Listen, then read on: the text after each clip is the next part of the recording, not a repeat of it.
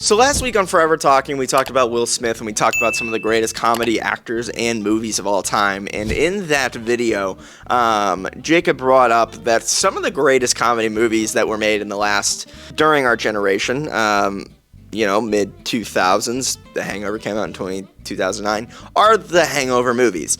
And we kind of sat down and we thought about, what are some of the good comedy movies that have come out since then? And it probably is the Hangover trilogy that stands above it all. Now, I absolutely could be missing some movies, so try not to shit on me. I don't have, it all in front of me right now, but whenever I think of, iconic, comedy movies that have come out as of late, I think of the Grown Ups films, not as big as The Hangover. You had a bunch of your early, your Vince Vaughn and your Owen Wilson movies, like your Wedding Crashers and a lot of Seth Rogen movies. But those are 2005, around that time frame, so pre-Hangover. And the Hangover movies, it's crazy to think that this was in 2009, but what a fucking time to be alive as far as comedy movies go.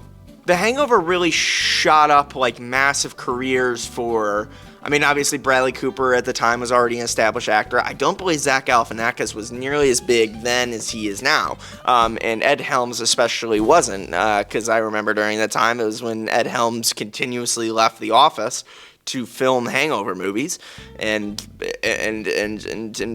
bounce back and forth. And that was near the end of The Office, and the Hangover movies really helped elevate Ed Helms to an A-list superstar actor. Now, of course, maybe there were other movies and things that I'm not saying, The Hangover is the only reason, but you know what I'm saying? I'm pretty certain that The Hangover really helped launch Ed Helms' career, and I think that The Hangover did a really good job in elevating Zach Galifianakis' career even bigger than it already is. And, of course, Bradley Cooper, who was already established at the time, is even more established now because of The Hangover. When you think of Bradley Cooper movies, you probably, The Hangover is probably in there, tucked pretty close to the top. Now, The Hangover came out in 2009. It was directed by Todd Phillips. Massive success, made $469 million at the box office with a budget of, alas, let me ask Google Chrome here, $35 million. Double that for, marketing purposes and whatnot. Get in the neighborhood, we'll call it $70 million, $80 million if you want. And then if you kind of chop that all up, the movie made about $380-ish million of profit. Not a bad day at the office, I would say.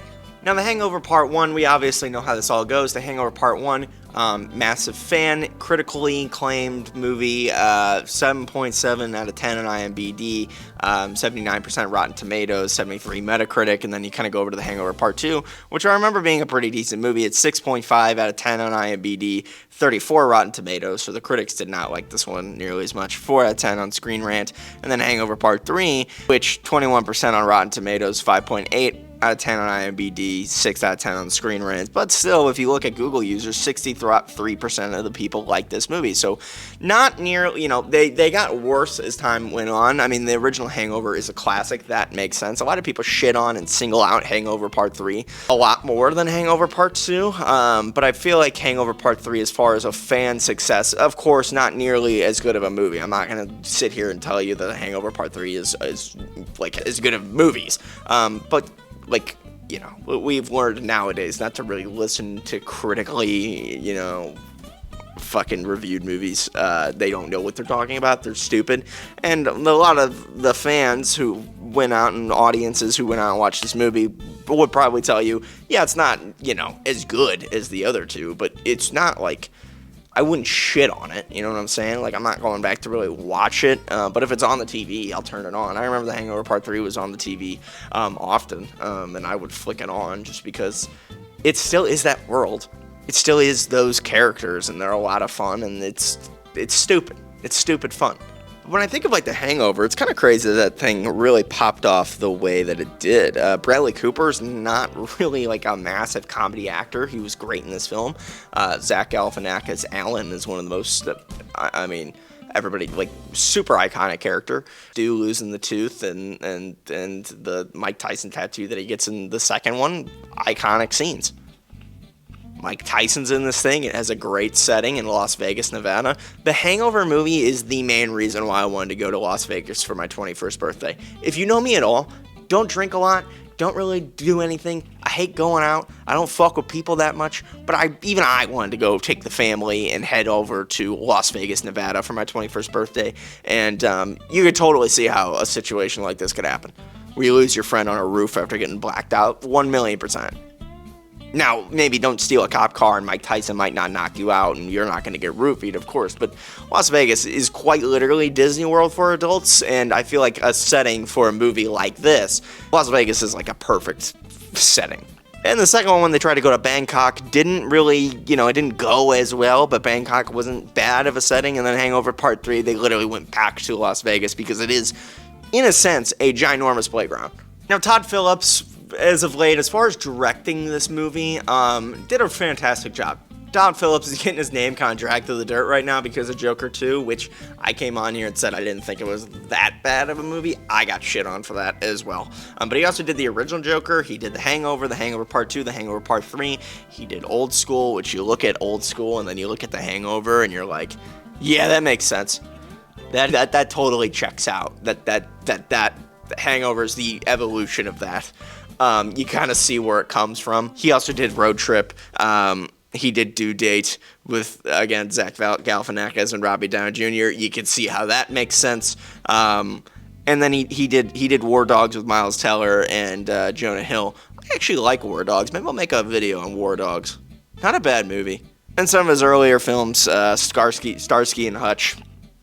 Ben Stiller, Owen Wilson, 2004. 1998 Frat House, I haven't seen that one. But the rest, you can look at like fucking, you can totally look at Todd Phillips' discography and go, you could see how the Hangover movies have come from this. And the Jokers are the anomalies, Like he made the original Joker and you would look at it and you were like, I don't know how that thing makes it, that doesn't fit at all. Todd Phillips mostly doing comedies. This kind of shows me how much of a talented director Todd Phillips actually is. And sure, he's made some, not great movies, but they're still all shot pretty well. But The Hangover, as far as like massive comedy to really blow up, I mean, it's been a long time. I remember when, I was 8 when this movie came out, and it was like, my parents were like, you are definitely not allowed to see this movie. And then, of course, that leads into, I'm going to do whatever I can to see this movie. But it's like, there's not any movies that come out nowadays that you're like, yeah, you don't, like, the kids probably shouldn't see this one. I don't feel, maybe it's because my generation are the ones that are having kids, and the generation before me kind of fucked that all up. As far as raising us to have kids of our own, I can't even lie. But I don't, I can't really think of any movies that have come out that have been like the Hangover level of success. And that's not only talking like the stigma and the aura, everybody uses the word aura, the aura around it. The Hangover is genuinely a great movie. It's a comedy classic, like 100%. Now, hopping into this video, I realized that I don't really have much new to add. I just kind of want to come on here and congratulate the movie to see what you guys think of it.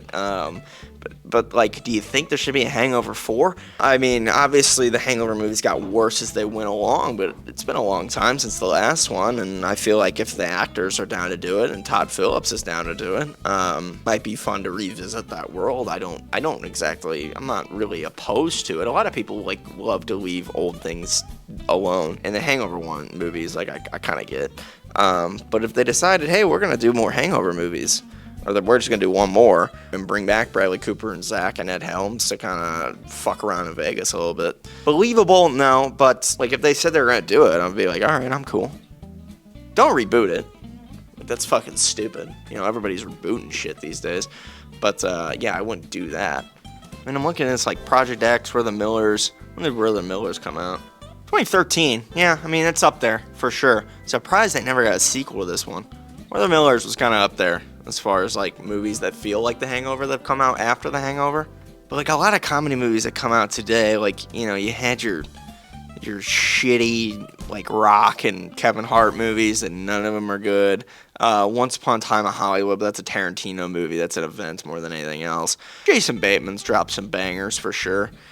Game Night, 2018, it's up there. The Deadpool movies, like, Bullet Train, I don't really count. That's more of like an action comedy. I don't know. Yeah, The Hangover. I think it's the last great comedy trilogy. Let me know what you think in the comments. Yeah. Bye.